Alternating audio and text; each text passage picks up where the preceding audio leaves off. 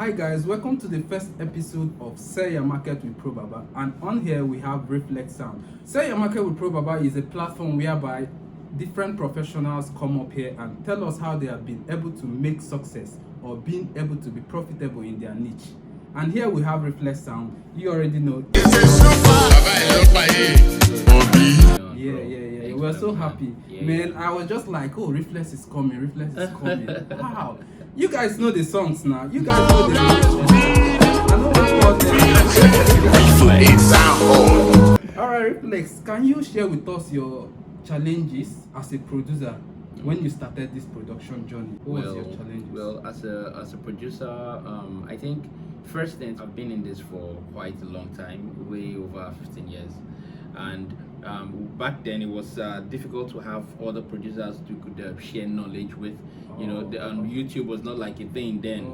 So to now it's easier to get knowledge online. People are making videos, so that was one of the challenges. And the next one I think I had that challenge was convincing, which I think is still the same thing across board, convincing clients or artists, music artists, that you've got something. It's not easy right now. It's a very competitive industry, so convincing them or trying to even reach them with your work, it's actually difficult. So those are the challenges. And then there's a general challenge which happens here in Nigeria. You have your power issues, you have when you're coming up, it's really difficult trying to break through the industry where people could see that, oh, this guy's got something special. It's really difficult. So I can actually relate. Because I actually came from that industry before I got into the financial market. I thought you didn't want to tell them that. No. I could remember traveling, if you're conversant with Nigeria, traveling from Port Harcourt to Owerri to meet Reflex and make a sound with him. I could remember back then. It was he has a point, like the challenges were just exactly what he has mentioned. And I could also remember producers hiding their packs, sample packs. I think a little of that still exists now. You still have some people who, let's call it what people call trade secrets. I guess it's just some people keep their tricks, in the bag. Like this thing that I do, that I'm the only person who does this. I don't want to tell everybody that, so that I could use it to, get some before headway. It becomes a random thing. Exactly. So right now, basically, when you hear something like, how did this guy achieve this? Well, he probably did this. You don't know exactly what he did, but back then it was worse. People hide their samples. They literally even hide their plugins and software that they use to making sound. I had that. I had this friend back then, I think Extreme or so, I can't remember. Where I would be like, Extreme, please give me some of your pack. He'll be like, if he had like 100 packs, he could just give me like 3 or 4. And he'll be like, these are my main weapons. Exactly.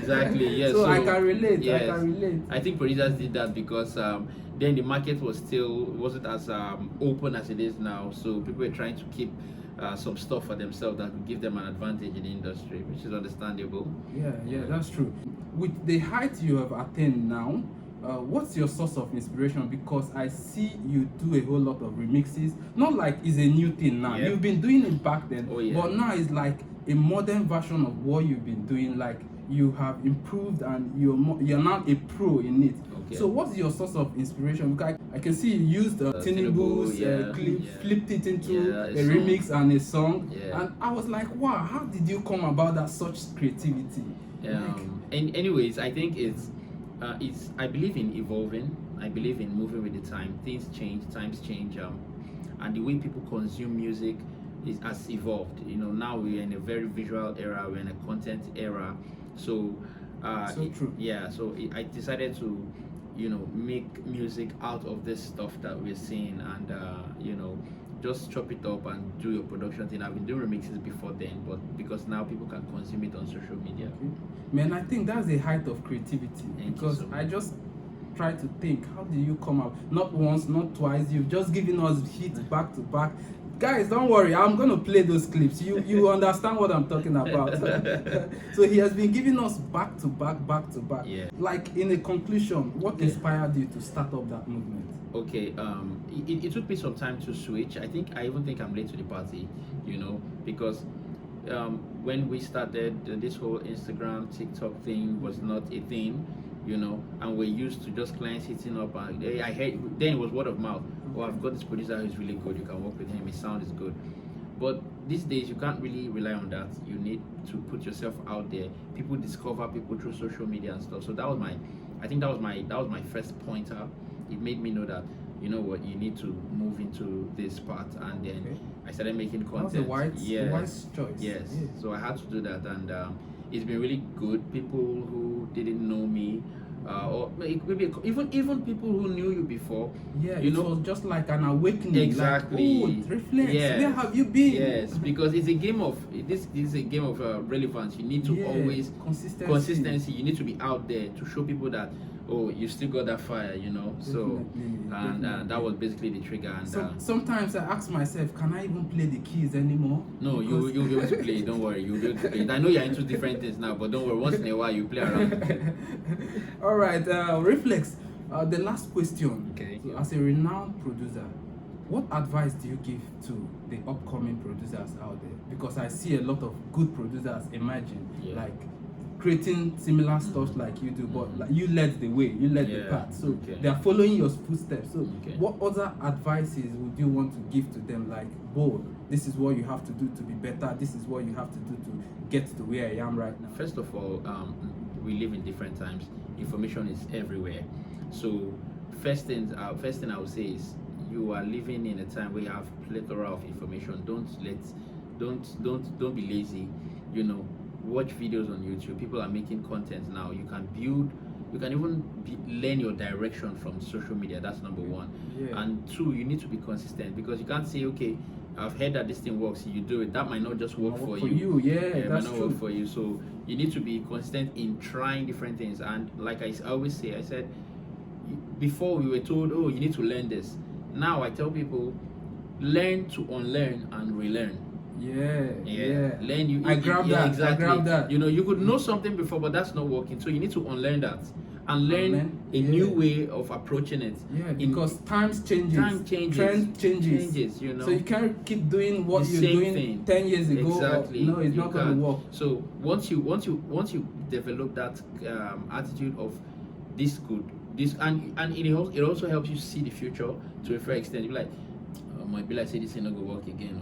Be like say this thing, you get time where you go stop. You know, so once you learn to evolve, it's easier for you to. That's my advice to a lot of producers. Learn to evolve, learn to network, meet people, you know, because and your close friends. There's this thing I always tell a couple of producers that I teach. I tell them that learn to connect horizontally than connecting vertically. You know, many producers always think, oh, I want to work with blown artists, I want to work with Davido, and you've not worked with people that are on your level. That's true. It's a growth, it's a process. Exactly. So you can't skip. You know, you don't expect somebody who's on the first floor to help you when you're on your third floor. You need to deal with people in the third, fourth, second floor. Then both of you move to the sixth floor. Then that's why you see people in the industry, they kind of know themselves. They kind of know themselves. It's like you can tell they all know themselves because they were in a certain level together and they built and held themselves up and grew to that point. So that's basically how it works. I think the upcoming producers need to factor that. Yes, they really need to. A lot of them, because I used to be that person. You know, I've done a couple of jobs with some top artists. We know. You don't need to mention. We know. So, Reflex, do you think this is your peak, or are we expecting another height? Because you keep amazing us every day. What I like about the times we live in is the unpredictability of it all. You know how you make content and you're like, oh, this could pop, this couldn't pop, you know. So there's so much more. I actually have made a couple remixes down, and you know, these days it's not just to produce it, you need to shoot videos, you need to edit it, you need to think of ideas and concepts, production and all of that. So there's more where it came from, so much more where it came from. Okay, that answers my question. Exactly. So upcoming producers, you've heard it, consistency and also knowledge have to mingle with your other people in the same niche to grab the knowledge and also update yourself to the current trend. Like he said, something might be working 3 years ago is not gonna work this time because times have changed, trends have changed. Exactly. So upcoming producers, you've had it all. Yeah. And the Reflex, thank you for So good. you being in this show. Thanks so much. We hope to have you some more again. I'm always around, Probaba. All right. Thank you so very much. So, appreciate it.